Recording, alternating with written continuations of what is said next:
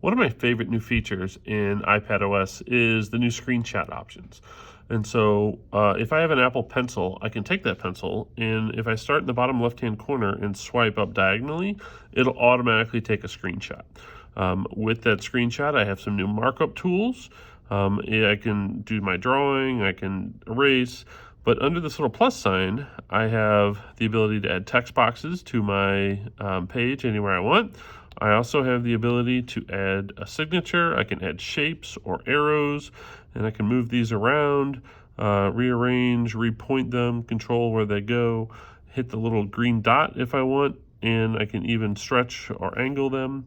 And again, my favorite is if I hit the plus sign and use the magnifier.